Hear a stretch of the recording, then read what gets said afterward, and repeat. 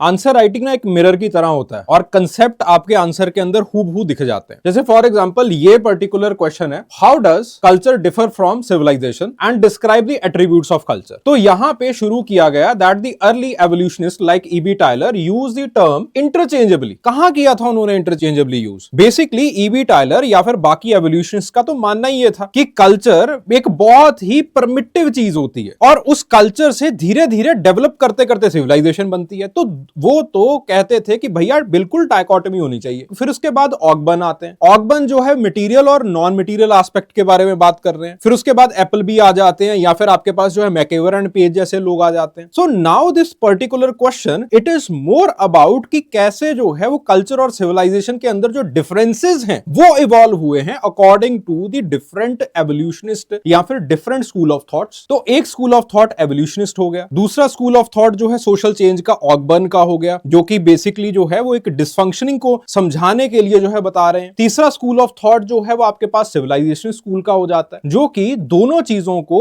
एक ही सिक्के के पहलू बताते हैं। वो कहते हैं कि अगर पोएम लिखनी हो तो पेन का होना भी जरूरी है और पेन अगर मटेरियल एस्पेक्ट है तो basically it is the part of the civilisation. तो सिविलाइजेशन और कल्चर जो है वो दोनों एक दूसरे के साथ पूरी तरह से संबंधित है। देन उसके बाद सिंबॉलिक स्कूल ऑफ थॉट आता है, वो बिल्कुल ही दोनों चीजों को जो है इंटरमिंगल कर देता है। वो कहता है कि ऐसी जो है वो डायकोटमी कभी हो ही नहीं सकती। तो यहां पे this particular answer it is more about how the scope has developed. Okay, तो लेट्स से आपको जो है वो ये भी नहीं आता है तो सिंपली जो है वो ऐसी गलतियां नहीं करनी है। आप सिंपली जो है वो लिखिए कि कैसे एवोल्यूशनिस्ट ने दोनों की डायकोटमी बनाई है, उसका जो है वो आप एग्जांपलीफाई कीजिए एंड देन सिंपली डिफरेंसेस को जो है वो लिखते हुए आ जाइए, तब भी जो है वो ठीक है। लेकिन ऐसियां इंट्रोडक्शन के अंदर जो है वो गलतियां आप जो है वो नहीं करोगे।